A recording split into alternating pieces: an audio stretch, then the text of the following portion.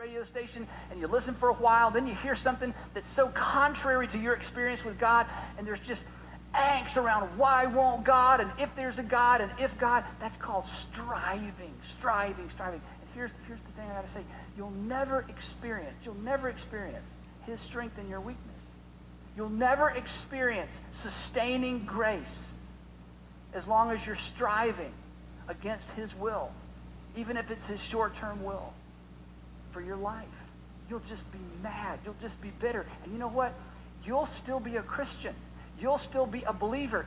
You can't get away from it, but you won't benefit from it. At some point, and I, if I were to dip into your circumstances, if I were to hear your story, I've been there and done that enough to know it is woe be unto me. I would not say, well, hey, just buck up and try. I just don't do that. I would listen to your story and go, oh, God, I would feel the same way. I'd be mad at you as well. There's no condemnation in this. It's just that you'll never experience the grace of God in your weakness as long as you're resisting and striving and refusing to take no for an answer. Sustaining grace begins with, not my will, but your will be done.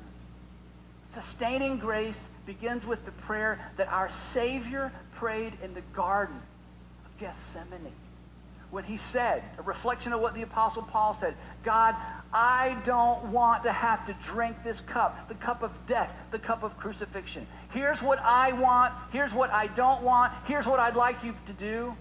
But now that you know what I want, now that you know what I would like for you to do differently, not my will, but your will be done.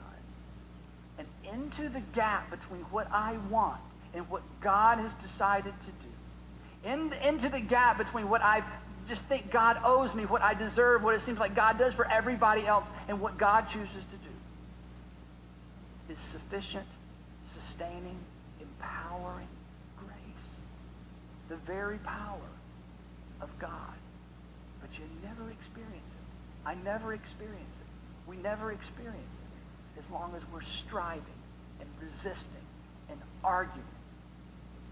It begins when we say,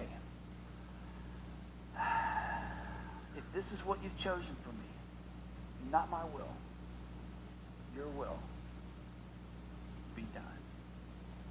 I'm trusting you for your strength and your empowerment to do what I just don't have the strength to do. You know what?